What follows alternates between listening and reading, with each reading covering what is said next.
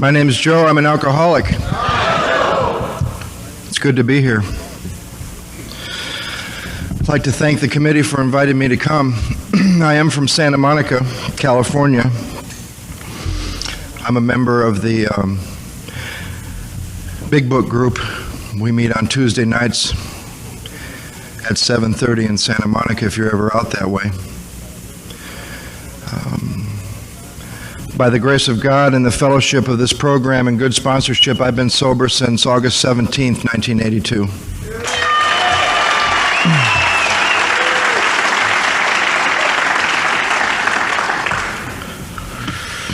For that, I'll be forever grateful. I used to think that that gratitude was something that we feel and something that we think about. And I found out that that's true, but I also found out that it's an action. I used to feel the same way about love, because all I had ever really done was felt it a few times maybe and thought about it a lot and knew very little about expressing that. I was thinking this morning when I called a friend of ours from California to wish him a happy 26th birthday, that, and I meet some of these other men and women in this program that I know that have been going and going and going for years and years and years, that, you know, it's sometimes real petty of me to have the audacity to complain when you have to go to West Covina or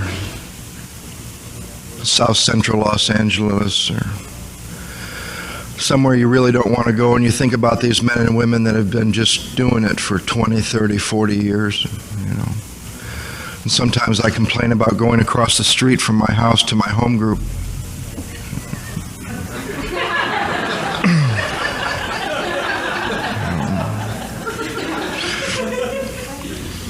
I got on the plane yesterday in Denver. I've been a week in Denver where I got sober.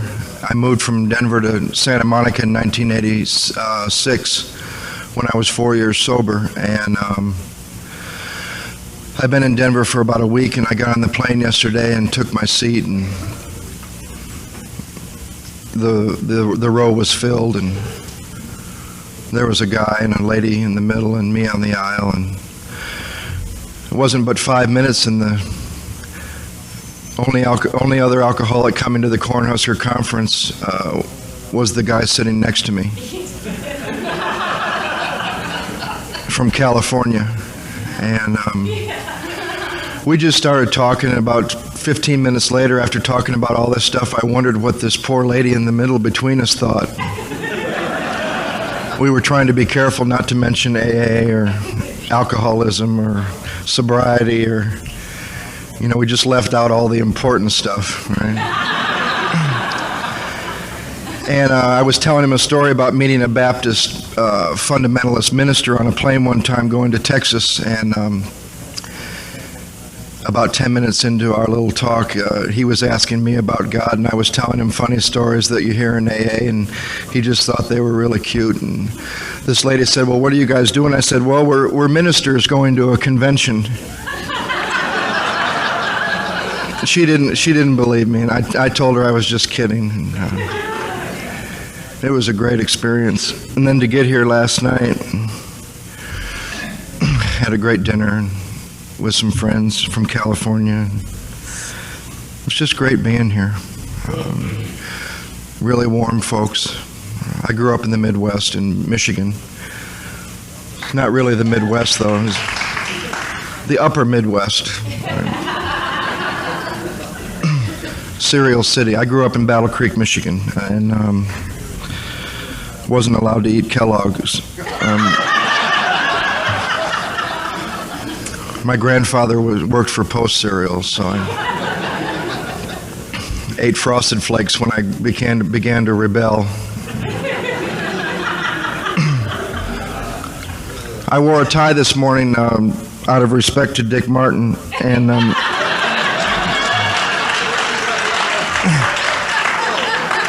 after an experience I had in Muscatine, Iowa, I mean, they called and they said, we're doing this thing down by the river in a tent. And I had this picture, and I didn't even take a tie. And the whole weekend, Dick was just giving me a hard time. Where's your tie? I mean, I wasn't even speaking. He was asking me, where's your tie? Friday night, Saturday, I missed one meeting on Saturday afternoon. He said, where were you during the meeting? I said, well, I was meditating. He didn't buy that. I asked him last night, should I wear a tie? He said, I don't know, I'm not your sponsor.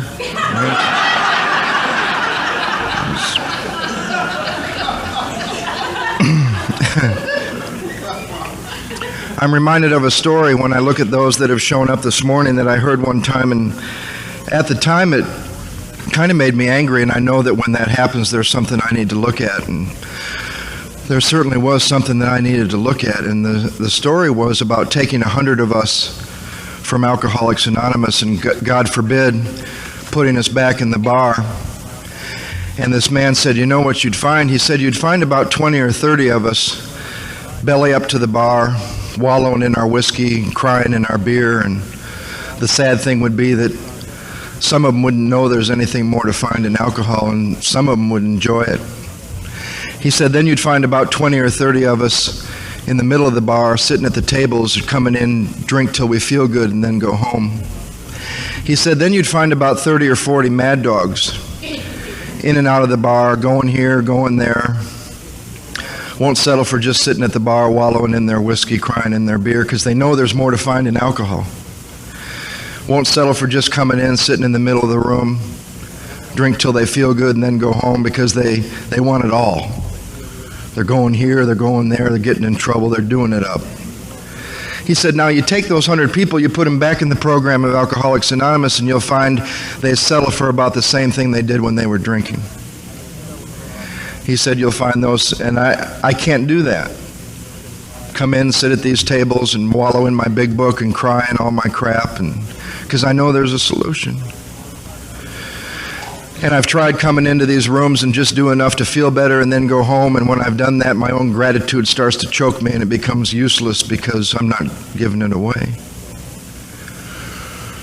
And I was a mad dog then, and I'm a mad dog now, and usually when either you do something on the steps or the traditions or the concepts, or you do something early in the morning, those seem to be the people that show up. Let alone doing something early in the morning on the steps.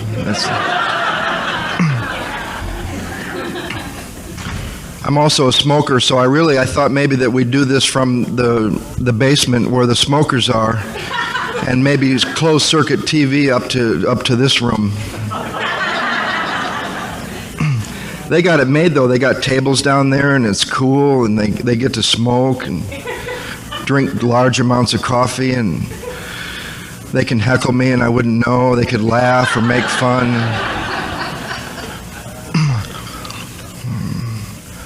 I've been an active participant in all three parts of this program for 9.5 years. Active in the steps, active in the fellowship, active in service, since somebody told me there were three parts to the program. Now, I didn't know that at a certain time when I was 5 months sober. And I didn't know there was a part of the disease that I was suffering from that starts and gets worse after the last drink. No one ever told me. But I started to experience it. I think some of the greatest experiences I've had with these steps is when the experience happens before I understand it or anybody tells me. The first time I was ever asked to do this, I was 7 months sober. I was doing my first fifth step with a man that'll be here, who's going to speak on Sunday morning. And we'd spent about 5 or 6 hours one day, and he was the state delegate for Colorado at the time, and he said he had to go across town to speak, and I was used to following him around, and we drove across town. We walked into a church in North Denver, and there was about 300 people, which is a big meeting in Denver, and we're walking in the door, and he says, I forgot to tell you, you're speaking first. And I thought, how in the world do you do that? So I was taught to ask.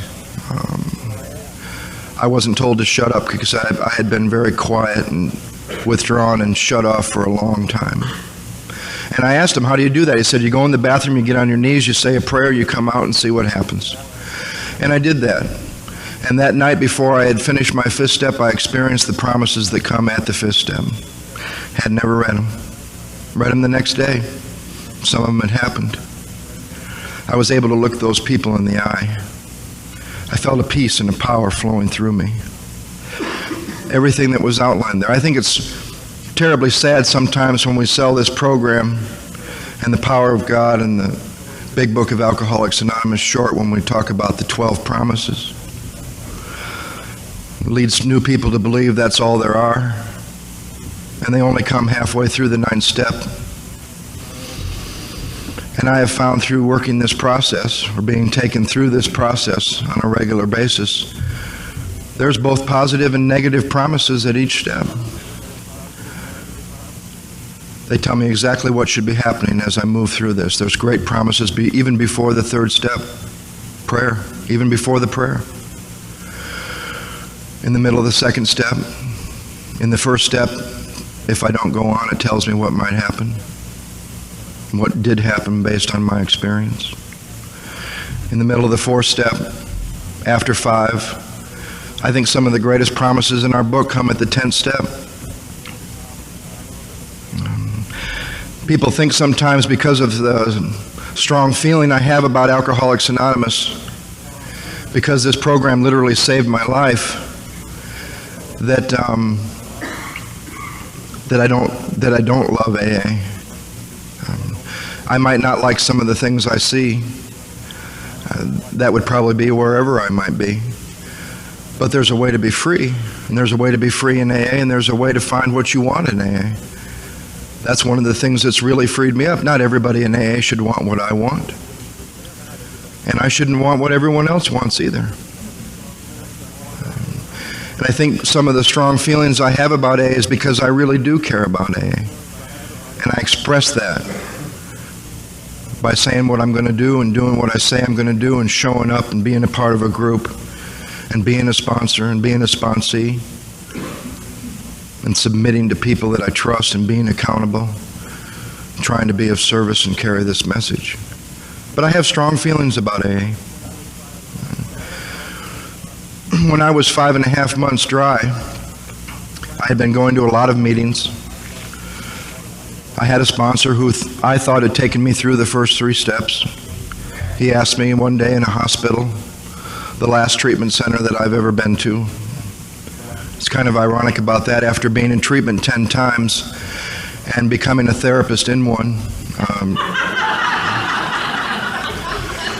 Alkies understand that because you're either a patient in one or you're a therapist in one, right? And that wasn't about helping anyone. That was not about even any kind of a motive to help anybody. That was about something that had been on my mind since before I ever took a drink. What's wrong with me?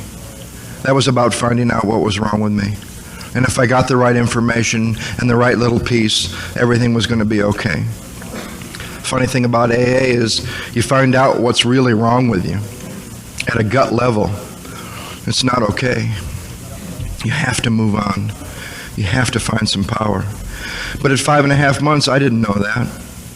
There's a girl in our group in Santa Monica that says quite often that, grace really only lasts as long as ignorance does. And once you see a piece of truth, no matter how long you might be sober, you really need a little bit more than grace because you need some power to do something with the truth that you've seen. And I have found that to be my experience. I have gone long periods of time believing that what I think I know is true, and finding out by submitting myself to someone else and to a process that I can't do, and being given the power to move through that process, I find out about big chunks of time where I think I'm awake and I know the truth, and I find out that it's a lie. And there I was at 5.5 months with all these ideas about AA. I thought I had a sponsor. I had a guy that took me around to AA meetings and taught me how to pick up girls in treatment centers. God bless him.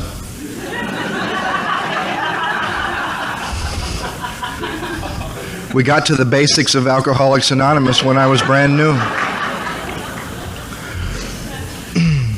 I saw Harry not too long ago. They weren't sure if he was sober, but he still says he's in AA. They don't know what kind of medication he might be on. And he wasn't any different than 10 years ago. And at 5.5 months, I woke up one day, and there was a part of my disease that was worse than the day I got here.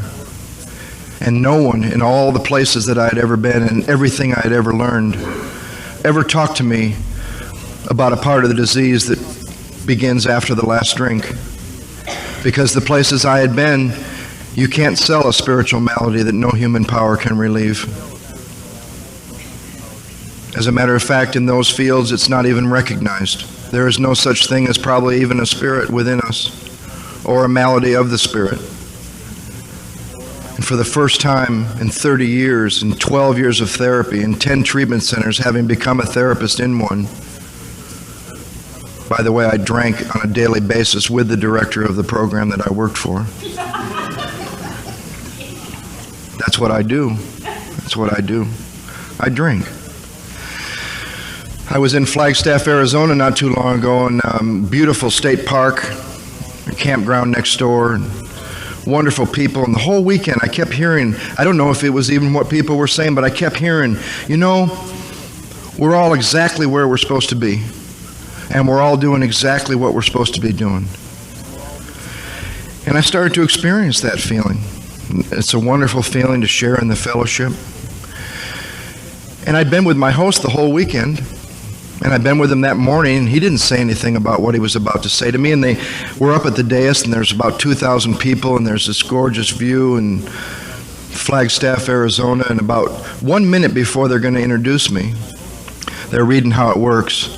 And my host leans over and he says, "Oh, I forgot to tell you. A lady died over in the campground last night that was registered here at the Conference of Alcohol Poisoning. We'd now like to introduce our speaker from Santa Monica, Joe H." Needless to say, that was kind of on my mind by the time I got up there. And out of my mouth came, you know, I've been hearing all weekend, and I really started to believe it, that we're all exactly where we're supposed to be, and we're all doing exactly what we're supposed to be doing. And when my friend reminded me about 1 minute ago of what happened last night over in the campground, I was really reminded, just a little teeny shift in consciousness, what it'll produce within me. That we're all exactly where we shouldn't be, doing something we absolutely shouldn't be doing. I'm amazed sometimes when somebody that's been around or somebody in our group is shocked when so-and-so drank. Oh my God. I mean, they've just done the most natural thing for an alcoholic to do, and they're shocked. I mean, we ought to be shocked by some of these people that continue to show up on a regular basis, week after week after week, sober. Sober. An alcoholic doing the most unnatural thing for an alcoholic to be doing. And I guess the whole proposition here this morning, I think what we'd like to do, what I'd like to do, and what they've asked me to do is 4 90-minute sessions. And we'll take a break in a little while at 90 minutes, and then we'll take a break for lunch, and then we'll come back this afternoon. And I guess the basic proposition that I'm confronted with this morning and considering the first step is, can I do that? Can I pull off the most unnatural thing for an alcoholic to be doing? And I guess another consideration, if I'm really open, and that's what I pray for when I start this work each year, and I do go through the first 9 steps every year, and I'm not here to debate anybody. And I know there's 2 schools of thought, one that says you do the first 9 steps once, you live in 10, 11, and 12. And there's another school that says you continue to rework and rework and rework these principles. And I don't care to debate about that, because the people in AA that have what I want, a large handful of people in AA that have what I want, continue to do this work. I have a sponsor who'll be here this afternoon. He planned his arrival just about the time when I'll finish. He said it's because he didn't want to critique me. I told him it was because he didn't want to put up with me all day, right? We just spent a weekend together, and two alcoholics, ex-convicts, with 28 other alcoholics in a monastery. And I'm going to try to believe that I was exactly where I was supposed to be, doing exactly what I was supposed to be doing. Not this guy. It was a very unnatural place for me. And I've been there twice a year, every year for 10 years. And I love going there. It's a strange thing. I never liked being around ex-convicts. I never liked being around them when I was one of them. I'm no longer an ex-convict. And that was a big piece for me, because anything in AA to separate you. I'm an alcoholic ex-con, right? I'm an alcoholic and anything. Once again, I've fallen into the trick of the ego to do anything it can to separate me from you, just long enough for me to take a drink. And I believe that to be the main function of my ego, to separate me from you in any way I can. I used to use my drunkalog to separate me from you, and I thought I was using my drunkalog to become one of you, and I didn't even know that until I found out. It wants to separate me from me and what I truly am, and convince me I'm not an alcoholic just long enough. And it wants to separate me from this power that keeps me sober. And any one of the combination of those three just long enough to put me back on a bar stool. And I know that. I used to have a great attachment to my drunkalog. And I don't have a problem with anybody that tells their story. And I don't mind telling my story. I don't mind sharing my story with anybody. I can remember times where I've had these inventories. The first one was big and the rest of them have been small, and they do get shorter and the amends list gets shorter. And I'm not writing about what I wrote about 10 years ago. But I'm trying to stay current, to be here. Maybe it's just for this one moment. You never know. There was one of those moments in Nashville, Tennessee 2 years ago that could have just passed right by if I was asleep. So I like to do what I can on a daily basis to be awake. Because I've had times where I'm absolutely dreaming that I'm alive, on my feet, wide up, totally asleep. And I find out about it in the next inventory. Or I find out about it by using 10 and 11 in the morning, at night, and throughout the day. And I hate missing those moments. Maybe this whole time through those steps, this last time I'm currently in the amends, I've got about 5 amends to finish in California.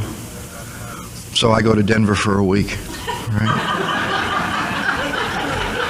My God, I got amends in Denver and I haven't been there for 8 months.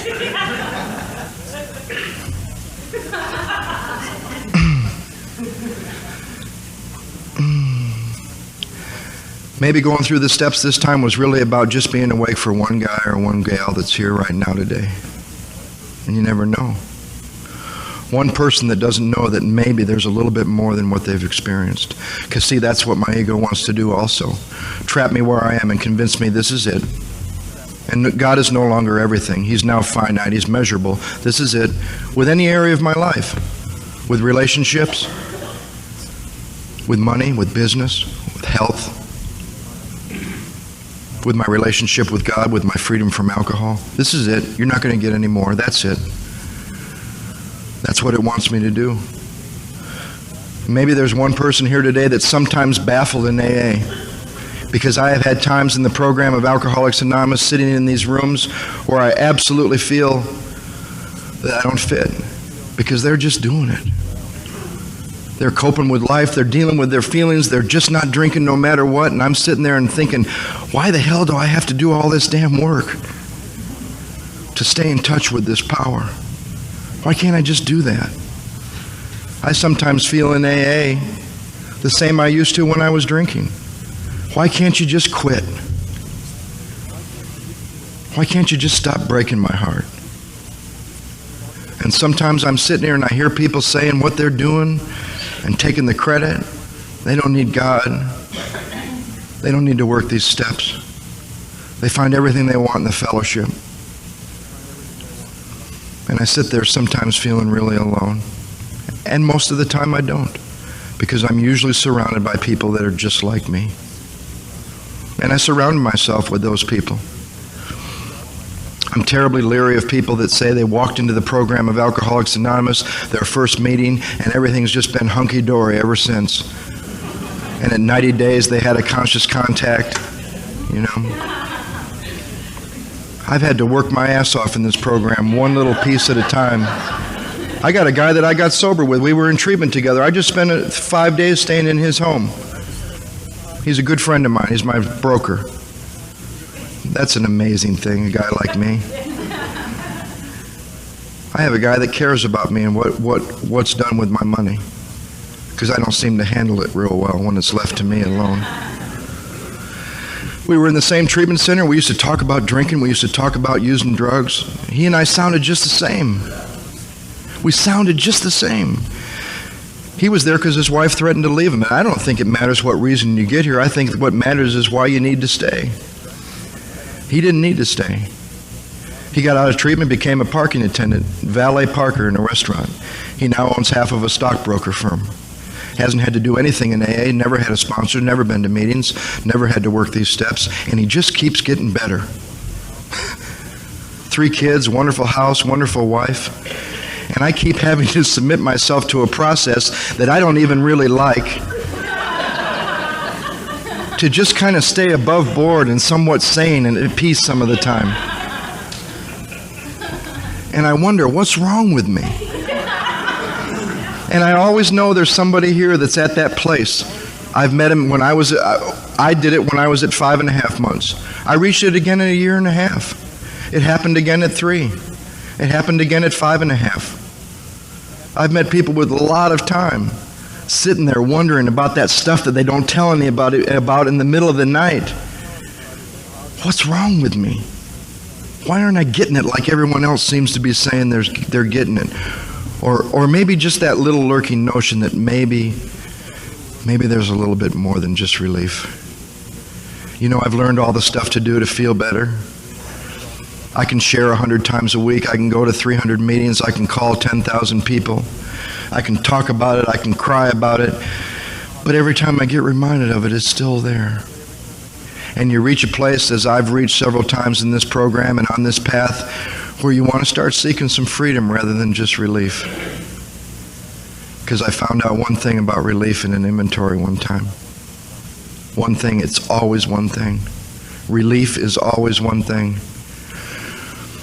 Temporary. But real freedom.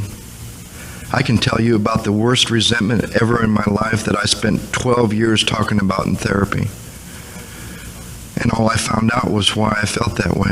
I just knew more about why I felt the way I felt. And that was toward a father who was 57 years old when I was born. And I hated him by the time I was 10 years old, because he wasn't doing with me what I thought he should have been doing. And to do what I was told to do, surrounded by people that said you can't make amends to someone who's dead. But thank God there was always the people in those rooms that said, yeah, you can. Every time I've wanted to get free in AA, there's always 2 kinds of people around me. Those that say you can't, and those that say you really can. And I went to his grave and I did what I was told to do, and I walked out of that graveyard, and the feelings that I lived with for 31 years have never come back. I respect that man. His age when I was born used to cause me great pain. It now gives me great hope.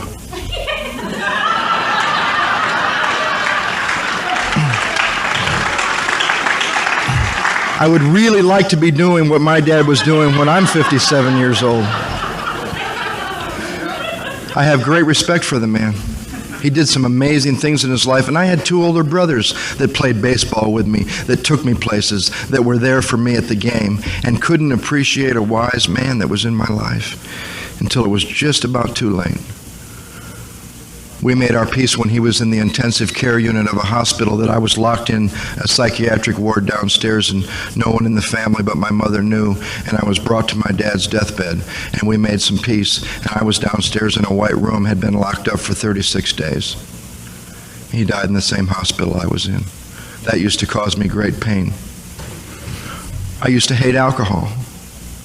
Sober. I love alcohol. I love what it did for me. I love what it did to me. If I hadn't found alcohol at age 13 when I did, I would have probably blown my head off if I would have gone on feeling the way I felt. Because I was separate, different, and apart, full of fear. Every description of untreated alcoholism in this book fit me before I ever took a drink. And it did some stuff for me that I have a hard time even describing. But I know that you understand if you're like me. And then when it turned on me, it was also became my saving grace, because it took me to a place where I was open to give up. I'm grateful for every drop I ever drank. I'm grateful for everything I ever did, because I've been able to get free of it. Been able to take that trash heap garbage of a past that I never thought would mean anything to anybody, and actually have people ask me to share that with them and realize that it's the greatest gift that I have. That's an amazing thing. I'd like to read one thing outside of the 164 pages, and I just heard it again, There's a difference between hearing something and hearing something. There's a difference between getting something and getting something. My sponsor's been saying something to me for 10 years. It took about 6 years to get. Although the first time I heard it, I understood every word. And what he's been saying to me, and it really freed me up when it went from here to here, that terribly long, arduous journey from your head to your heart. Sometimes it happens there first. Sometimes it happens here first. And for 6 years he was saying to me, you know, Joe, no one in these rooms is any closer to God than anybody else in these rooms. And nobody in these rooms is really any closer to God than the last time they took a drink. The only thing that really changes here is our awareness of a presence that's been there all the time. And my perception shifted, and I started to see you different. And I started to see me different. And I started to experience that presence different. Our co-founder said, if you think you're an atheist, an agnostic, or even a skeptic, or have any other form of intellectual pride which keeps you from accepting what is in this book, I feel sorry for you. If you still think you're strong enough to beat the game alone, that's your affair. But if you really and truly want to quit drinking liquor for good and all, and sincerely feel that you must have some help, we know that we have an answer for you. It never fails. If you go about it with even one half the zeal you've been in the habit of showing when you were getting another drink, your Heavenly Father will never let you down. And I've been all those things. I don't think I've ever really been a true atheist. But to wake up 7.5 years sober, or 9.5 years sober, or people that I know that have been doing this a lot longer than me, to wake up with that much time and that much experience with this power and miracles and grace in my life, and find pieces of agnosticism within myself and admit that, is an amazing, freeing thing. See, for someone who's been around, one of the propositions we'll get to at the second step is not a big deal at all. And it's one of the main propositions in the second step. For a new guy like me, it was a major move forward to just be willing to believe that there is a power greater than myself. That is no longer relevant to me. That's not a valid consideration. But it can be as real and valid and considerable now with this many years, and for the people I know with a lot more time than I have that do this work, if you just consider one little thing added to it. Do I really now believe, or am I even willing to believe, that there is a power greater than myself that can take me beyond the experience I've had with each area of my life, and I'm face to face with my doubt and my prejudice and everything that chapter talks about that one must face, to just once again come to that place of willingness. I was asked in June. I started the steps this time, June 15th, with an American Indian man from Colorado Springs, and I was done with the 5th step and in the 8th step by June 25th. He gave me 5 days to write. It only took 6 hours. Did a 5th step on a 13,000-foot peak overlooking Pikes Peak in Colorado Springs with an American Indian man. A year ago, if you would have asked me would I ever even consider doing anything like that, there's absolutely no way. A friend of mine in California that knows me said, "You know what really happened for you this time, Joe? You really lost your attachment to the mechanics." Because I have this idea it has to be done a certain way. It has to be a certain place. It has to be with a certain person. I woke up one day in Santa Monica after being there for over a year, and I had an inventory in front of me that was finished, and my head said, there's only one man in this program that can hear that, and that's Don P. in Denver, Colorado. And my next thought was, if you believe that, you're dead. And you better let some people know where you live on that level. You better let some people know you. And I moved from that and fist-stepped with some people that I had once worked with.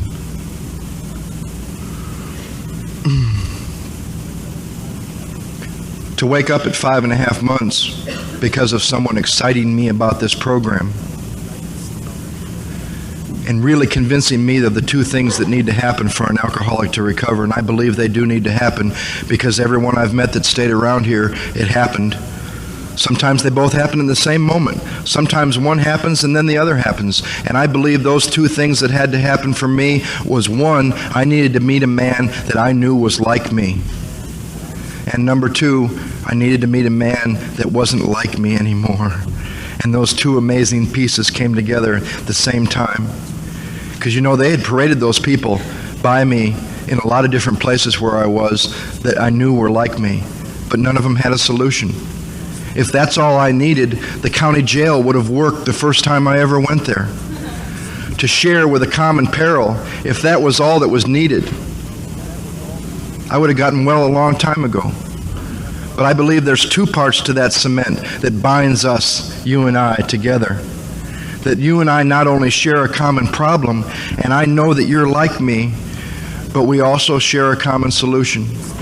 Because they had also paraded a lot of people by me that had a solution. But every time I met one of them, I knew he wasn't like me. He hadn't been where I'd been. He hadn't felt what I felt. He was either a teacher or a minister or a therapist or something. And I'd ask him, well, have you ever done that? Have you ever been there? Have you ever felt that? He'd say, well, no.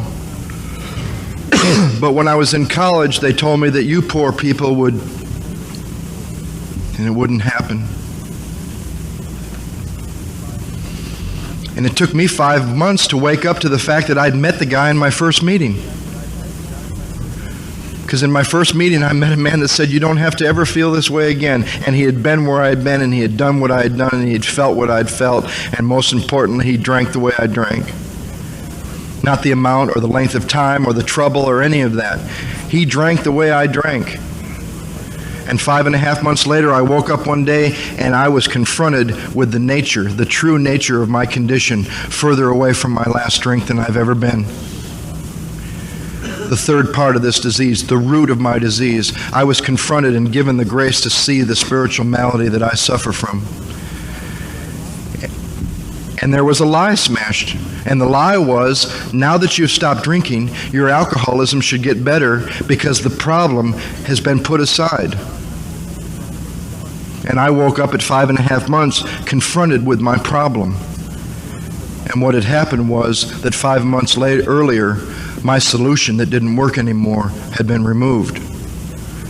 I remember in several treatment centers I went to, they used to tell me, alcohol and drugs are your problem, and if you just put them aside, everything will be all right. And after about 6 of those places, I wanted to say to those people, what do you mean? What do you mean alcohol is my problem? It's the only thing left in the world that ever takes me anywhere but where I am, and it barely does that anymore. And what do you mean every time I put it aside, it'll get better? I put it aside, and there's something that gets worse. It's described on page 52 in the chapter The Agnostic, because I had this idea when I first heard a man talk about a threefold disease of the body, mind, and spirit. I had this idea that whatever this spiritual malady thing is, it must be heavy and esoteric and hard to explain, and it probably happened the moment of conception, or at least the moment of birth, and it's probably Freudian, and there's probably someone to blame for it. I mean, that was my reference. And a man said to me, the spiritual malady that we suffer from is described in simple, understandable terms that anyone can understand except maybe someone like you that knows just a little bit too much. I met him and I told him a little bit about my experience, and the first thing he said to me was, you know enough about alcoholism, yourself, and how you feel to be dangerous to yourself and everybody around you. He said, why don't you say a prayer that what you think you know be put aside just long enough to have an open mind and a new experience. And you know how I knew when that was working? In my first inventory, I was not drawing on things that I was taught. When I was going through the first step, I was not drawing on words and ideas and theories that I used to teach. I used to give great lectures on THIQ, neurotransmitters, chemical enzyme reactions in the body of an alcoholic, and didn't have a clue that I was powerless over alcohol.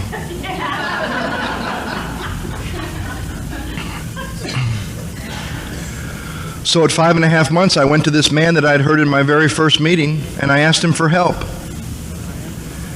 And he started to share with me, and he said he only knew one way to do it. And he said we were going to start on the title page of this book, and we were going to go through it, line by line, question by question, direction by direction. And since that day to this, I've never felt the way I did the day I went to his house. That doesn't mean I've always felt great. That means that I have never felt as hopeless. I have never felt as alone. I have never been as miserable as the day I went to his house 5 months away from my last drink. And he started to talk to me about a circle and a triangle that I had seen at probably every meeting I'd ever been to and didn't understand anything about it.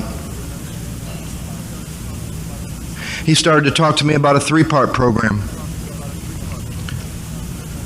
unity, recovery, and service. And he started to ask me, where do I think we find each of those parts of the program? Where do you think you find unity? And I said, in the fellowship. He said, where do you think you find recovery? And I said, on the wall. He said, no, Joe, in your case, they made a mistake when they put the steps on the wall because they left the directions in between each one out, and they left them up to idiots like you to figure out. He said the recovery program of Alcoholics Anonymous is located in the basic text of Alcoholics Anonymous in the first 164 pages. And I found out a little later on that's exactly what this book says about itself. And I was not in that part of the program. He said, what about service? I said, well, that's carrying the message. He said, right, are you doing that? And I got cocky for a minute. I said, well, I'm taking patients to meetings from where I used to go to treatment. He said, oh, you're carrying alcoholics to the message. There's a big difference. And all of a sudden I saw I was not a member of Alcoholics Anonymous. I was only a member of the fellowship. And that there were 2 other parts of AA that I wasn't involved in. I wasn't involved in recovery, and I wasn't involved in service. And I was expecting the benefits of a 3-part program from one part of it. He said, do you know there's a part of the disease for each part of the program? I said, no. He said, you ever heard bring the body, the mind will follow? I said, yeah. He said, well, you bring your body to the fellowship, and for some God knows reason, you're not putting alcohol in it anymore. He said, but you have a mind that's going to take you back to that next drink, if not treated through the recovery process of this program. And then you take that awakened spirit out into the world and back into this program to be of service. And one day that might become whole. And that's what our circle and triangle means. He said, do you know there's a set of 12 spiritual principles for each part of the program? And I said, no. He said, well, there's 12 traditions for the fellowship and for us in our lives as individuals. We hear a sad thing sometimes in Southern California. I don't know if they say it out here. But sometimes I hear people say the traditions are to the group, what the steps are to the individual. And they've just told me, the new man, there's nothing in the steps for you as an individual. They're only for us, the group. My sponsor told me there's as many principles within the traditions to live your life with whenever you're dealing with more than one person as there are in the steps, as there are in the concepts. And he said, those are the concepts of service. And I saw a 3-part program for a 3-part disease with 36 spiritual principles. And I found out more about AA the day he turned to that title page than I had in 5.5 months. I've worked with people that have gone through that and have found out. It's interesting that a week later I was at a noon meeting in Denver in this church, and they meet above the chapel. And in the chapel, looking through these windows into the chapel, there's these big, huge stained glass windows with circles, with triangles. And I went up to the minister and I said, do you know that's the AA symbol? And he said, yeah, we've had you here for about 20 years, but do you know that's an ancient spiritual symbol that means body, mind, and spirit as one? And I thought, my God, that's the same thing my sponsor shared with me about our symbol. But I didn't know I had a 3-part disease. And I thought being powerless over alcohol meant that when I drink, I get in trouble. And I end up places I don't want to end up, until I found out there's hard drinkers described in this book that I have known in my life that get in trouble behind booze, that end up places and lose jobs and get in trouble and can be impaired physically and mentally and might even die a few years before their time, who are about as much alcoholic as the man in the moon, because all they need is a sufficient reason to stop, and they can stay stopped as long as they want. And I didn't know that. Then I found out the only requirement for the fellowship, the only requirement to be a member, might not be the only requirement to stay sober. This desire of mine. And I had one. There's a part of our book that says the most powerful desire is of absolutely no avail. And I went back to my life to answer that. And I found out my most powerful desire never lasted more than 28 days, ever, for 17 years. And all of a sudden I found out the only requirement for membership is not the only requirement for sobriety. And amazing things started to happen. I like to look at the first step in 3 parts because I believe it's a 3-part disease. And I think the book lays it out in 3 parts. I think they tell us about our body, and I think they tell us about our mind. And then I think they say we're not only bodily and mentally ill, but we are spiritually sick, and they talk about the unmanageability. Powerlessness for me is simple. And how I use this book to get to that is not use it as a set of answers. One of the most dangerous things for me, because of the kind of ego I have, and I hear it all the time, is when somebody held up this book and said, the answers are in the book. To me today, that's a half-truth. If they're saying there is an answer to alcoholism in the big book of Alcoholics Anonymous, they're right. If they're saying to me that I should look in that book for the right answers, that does not work for me. Because if you have an alcoholic ego and you've never stolen anything physically in your life, maybe you've never stolen anything, maybe you have. But by nature, the alcoholic ego is a thief. And it takes a little from here, and it takes a little from here, and a little from this book, and a little from this movie. My God, we take stuff from people we don't even like and try to put it in here and make it real. And that's what my drinking was all about. Take it from here and put it in here and feel it for a minute, and boom, it doesn't happen because it's not mine.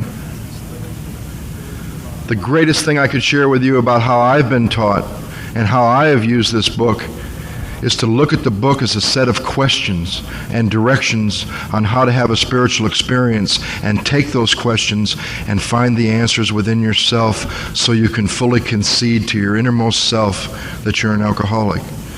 It doesn't say we learned that we had to admit in our head that we were powerless over alcohol.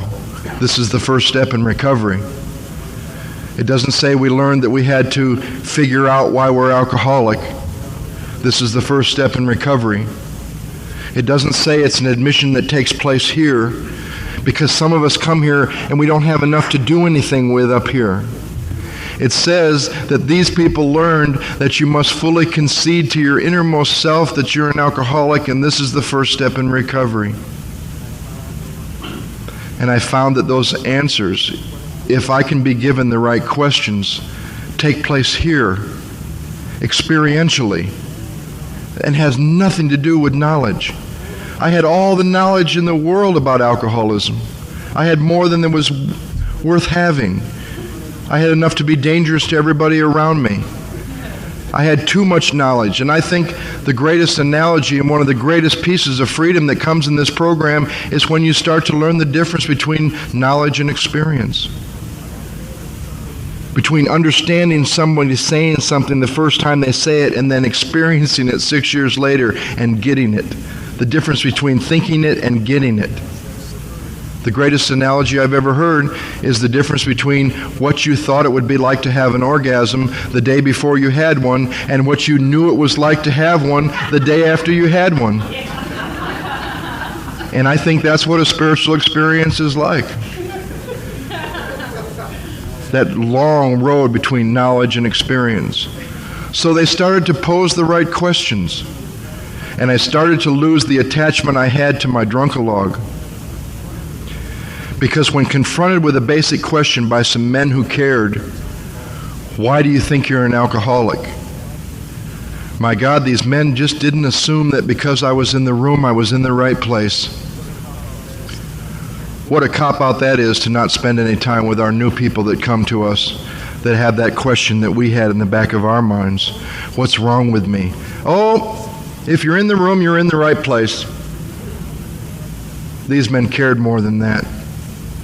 Because they had met people that were in these rooms that were not in the right place, and I've met some since that I helped find out that they weren't alcoholic and watched them get free, and they thanked me. If you would have asked me 2 years ago, what's your goal and what do you really like to see happen with the people you work with?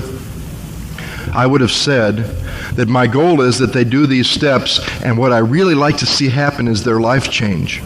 And because of a series of experiences I've had in the last 2 years, if you were to ask me today, what's the goal with the people you work with and what do you really like to see happen? My goal is when I meet somebody, when I meet one of these guys, one of these absolute crazy lunatic guys that I meet,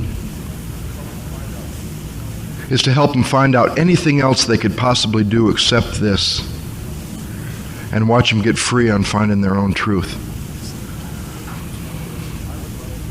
Because I would love to find myself.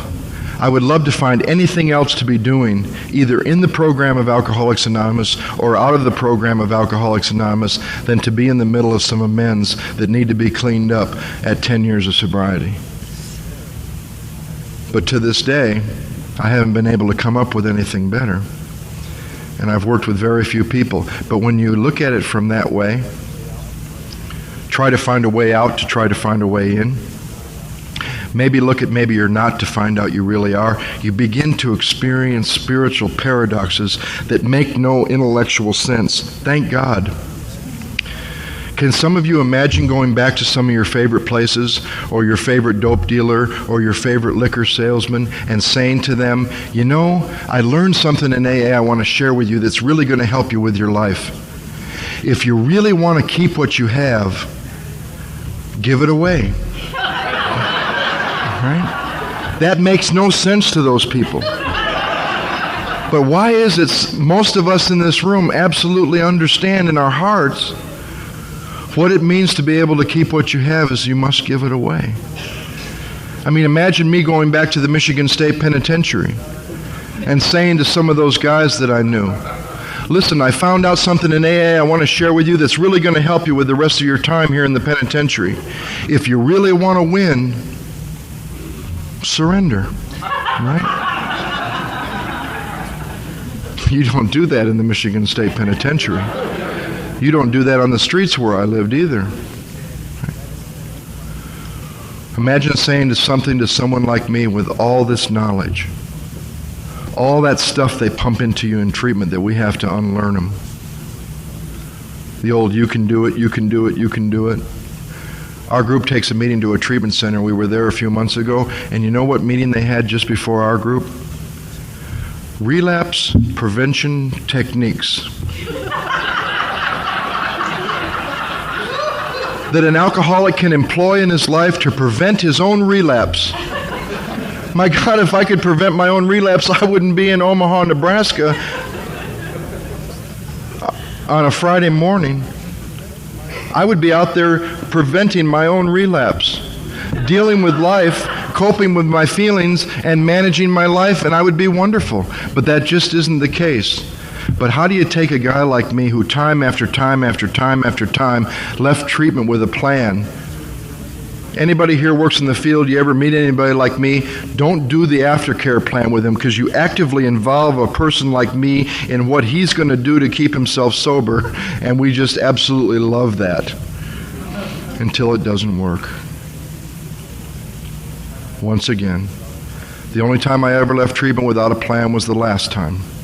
The only time I ever had to pay for treatment was the last time. That's ironic, right? I had a great Blue Cross Blue Shield card. Once a year, 30 days. I used it once a year for 30 days. You go on summer vacation, I go to the care unit, right?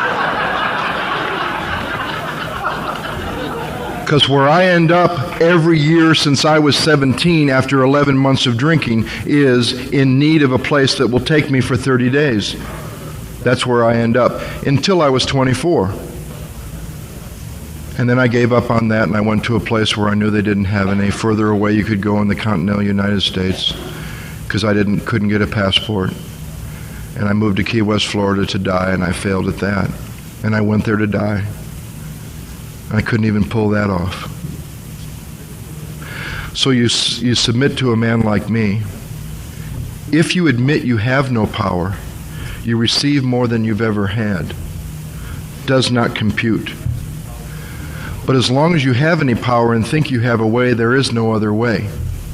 That does not compute. Until it computes. Until I've drank enough, until I've been beat by alcohol into a state of reasonableness where common sense becomes uncommon sense, and I understand things that make no intellectual sense. And alcohol did that for me. Because one day I understood when a man said, when you no longer have a plan of what you're going to do, you might have a chance of staying sober, and if you can concede that you have no power, you might receive more than you've ever had. I understood. And I began to experience it.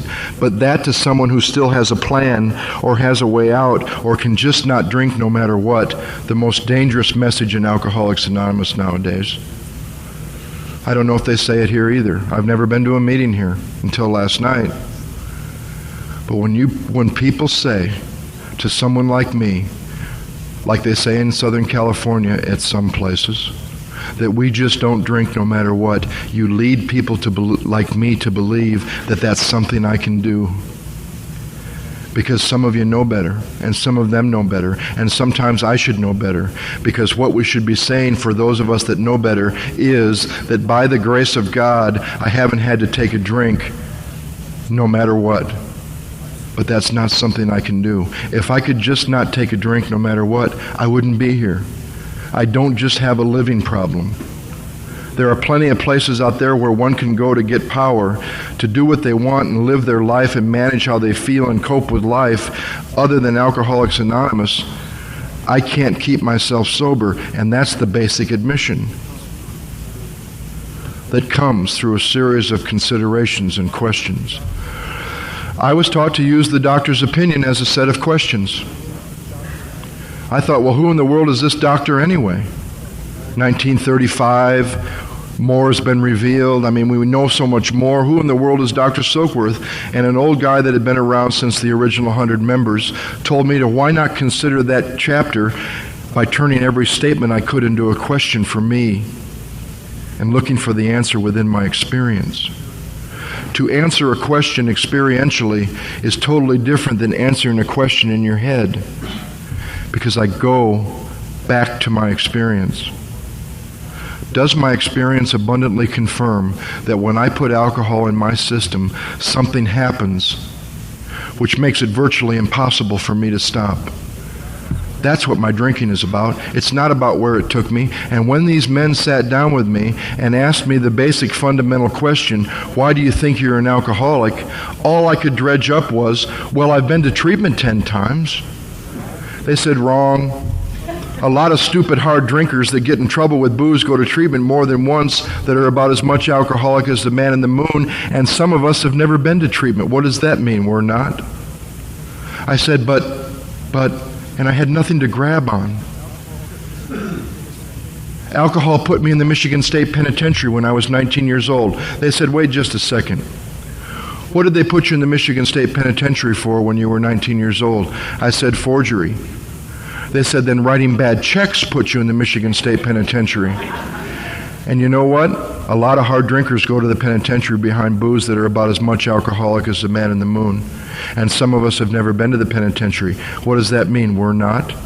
And all of a sudden I started to get what my ego had done.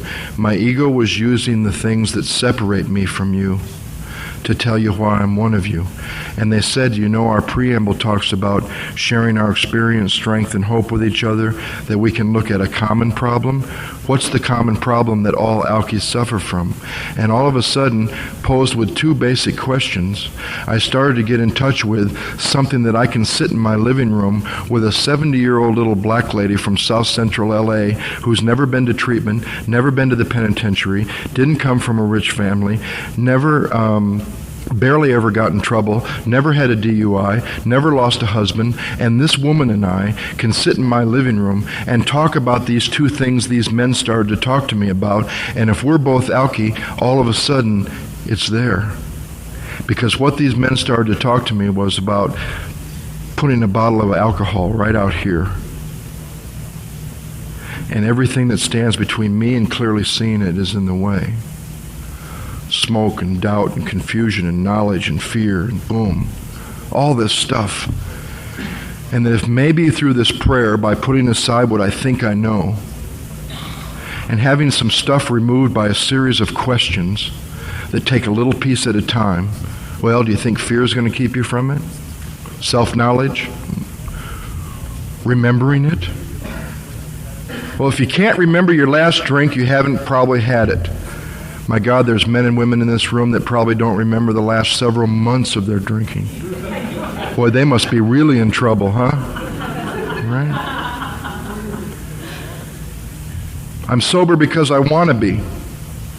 And I believe that my want has something to do with keeping me sober.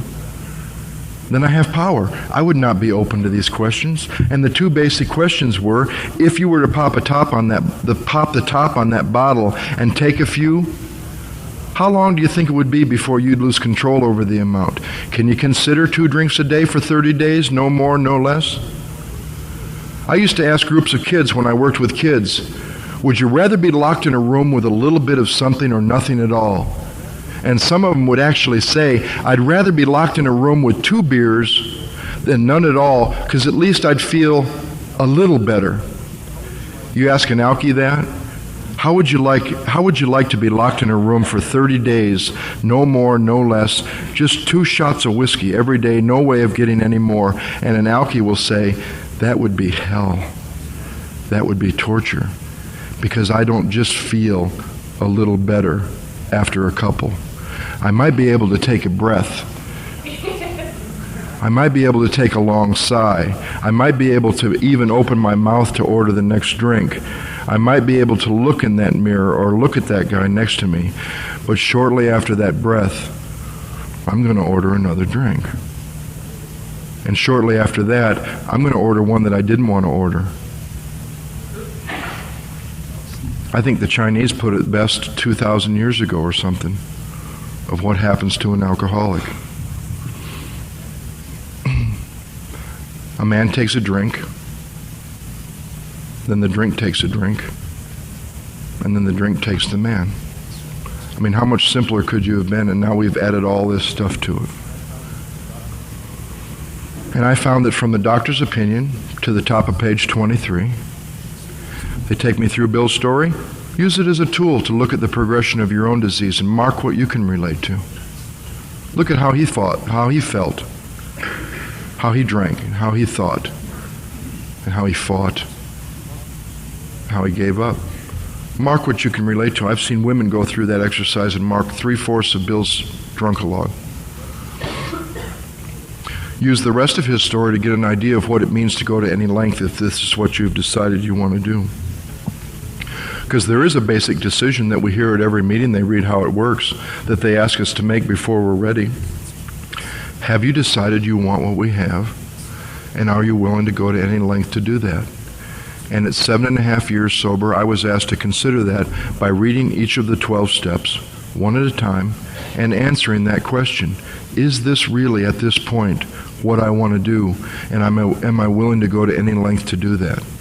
There's another statement on page 76, I think, around the 8th step, that says, remember, it was agreed at the beginning that you would go to any length for victory over alcohol. Have I agreed to that? Is this what I want to do? To involve the ego from the very beginning, because if you don't think you're up against your ego when you start this process, you're mistaken. It is always the battle between ego and whatever else you want to call the other side. To involve the ego in this process by deciding on your own with the freedom that AA presents you, that this is what you want to do and that you're willing to go to any length to do it, somehow involves that in that, and you find a lot less resistance in 4 through 9. And I did that by considering each of the 12 steps and then reading Bill's recovery, where it outlines what's necessary to do to recover, if this process is what you've decided. To use there is a solution, continuing to turn statements into questions. And you get to the top of page 23, and like a good textbook, they summarize everything you should have seen that covered the one basic thing, like a good textbook used to do. They'd give you examples, they'd give you little quizzes, and at the end of the little textbook on addition, they'd give you a quiz. And the quiz at the top of 23 is, does my experience abundantly confirm that once I put alcohol into my system, something happens which makes it virtually impossible for me to stop?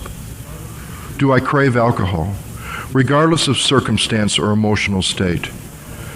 I met a guy out where I live one time not too long ago, and he says, you know, he tried to use the big book on me, right? He obviously didn't know who he was talking to, but he tried to use the big book. And he said, you know, those people that wrote the book realized they only knew a little. More has been revealed. And now I wanted to ask him who he thought we were, but I wanted to hear what he was going to say more. He said, we in the 90s have found alcoholism is not a physical, mental, and spiritual disease that no human power can relieve. I said, well, what have we found out in the 90s that alcoholism is? He said, we have found out in the 90s that alcoholism is a feeling disease based in shame. I knew I had him. I said, let me ask you a question. I said, did you ever drink again when you didn't want to, when you were full of shame, feeling really bad? He said, yeah, see? That's what he wanted me to see, right? Then I really knew I had him, because I said, did you ever drink again when you didn't want to, when you weren't full of any shame, feeling king of the hill, top of the mountain, feeling great? He said, yeah. I said, did you ever drink again when you weren't feeling much at all? He said, yeah. I said, did you ever drink again just to feel something? He said, yeah. I said, did you ever drink again when you didn't want to, not to feel? He said, yeah. I said, then why the hell does alcohol care about how you feel, whether you drink it again or not? And I started to see the things that I used to base me being an alcoholic to you and myself on had nothing to do with it. That whether I was feeling bad, good, indifferent, whether the team won or lost, because see, that's what my ego wants to do with the first step. When confronted with 3 basic questions.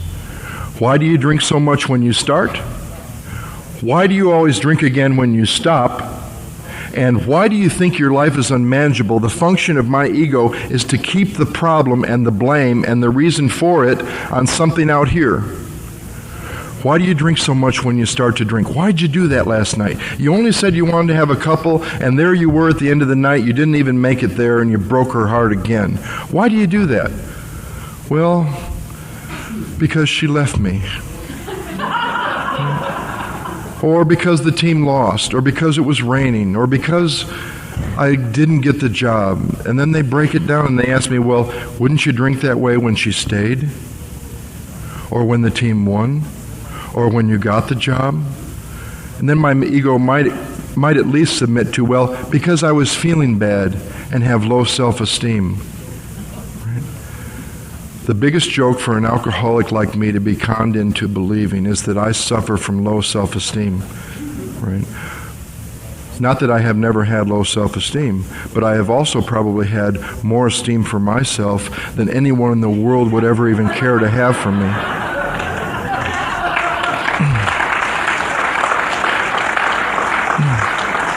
And drank again. Right? I heard George Carlin a few months ago on HBO, and he said a couple things that caught my interest. He said, we live in a society where we want to shield each other from death. So I don't say anything to make you uncomfortable, so you don't say anything to make me uncomfortable. And we take words that used to offend people, and we change them and make them longer so they aren't as offensive. And he gave some examples, like from World War I, shell shock. It's pretty graphic. Might offend somebody. So now after several wars, we've changed it to post-traumatic syndrome, right? And I thought to myself, my God, we do that in the program of Alcoholics Anonymous. Rather than say that so-and-so drank because we wouldn't want to scare any of the new people with alcohol, right? We use cute little terms like, he slipped, right? He slipped. He had a slip, right? It sounds nicer, right? He also says that we live in a society that actually believes if you change the name of the condition, you can change the condition. And he gave several examples. I can't remember one right now, but I thought, my God, we do that too in AA. Rather than admit to you that I have a threefold disease, body, mind, and spirit, that no human power can relieve, because you see, my ego doesn't want to believe that. Maybe now in the 90s it's just low self-esteem coupled with obsessive compulsive behavior, right? When we get to talk about inventory this afternoon, it was an amazing thing for a guy like me to find out. When given a certain situation where I'm blaming so-and-so for me being angry, and my ego tries to convince me it's because I'm undeserving and don't deserve it, and I'm a rotten piece of you-know-what, and it cons me into believing that I'm angry because I have low self-esteem, to find out the lie that I'm really angry because I have a little bit too much esteem and nobody should treat me that way because I'm king of the hill.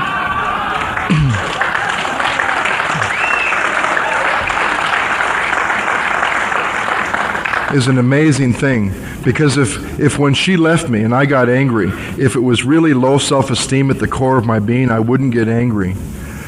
I would just sit there like a lump and say, yeah, honey, bye-bye. Right? But I get angry. I get angry because of the part of me that stands between me and God, the part of me that doesn't need God, the part of me that is God, the part of me that can keep myself sober, the part of me that can manage my life. So I'm taken through those basic propositions. And then I use 23 to 43. And at the bottom of 43, they sum up everything about the mind. Why can't I seem to stay sober when I stop? And I go through those questions. Is there a choice where me and alcohol are concerned? The last little vestitude of the ego wants to hold on to in most alcoholics like me. What do you mean I don't have a choice? I choose to be sober every day. Until you're taken back to your life and you see the number of times you chose not to drink and drank. And our book says, for reasons that they didn't even understand, most alcoholics have lost the power of choice. And then they sum it up at the bottom of 43. Do I believe that at a certain time there will be no effective mental defense against the first drink, and that my defense will neither come from you or any other human power, that it must come from a power greater than myself? And if at either of those 2 points there's a problem, if you can control the amount once you start, don't go any further. Just do what you want in AA, or go on with your life and drink the way you want. But you will not be open to any of the rest of this program. You might be open to a spiritual life. You might find it in a church or a movement or a therapy session or the right counselor, but you will not be open to anything past page 23. If you get to that and have gone back to your life and you see that you can control the amount of booze you drink when you start, Then there's periodics, and they say, sometimes I could, and sometimes I couldn't. The only question for them is, were you in charge of the times you could and the times you couldn't? And if you weren't in charge of the times you couldn't, you aren't in charge of the times you could, so it doesn't really matter that you were a periodic, because it just happens beyond your control.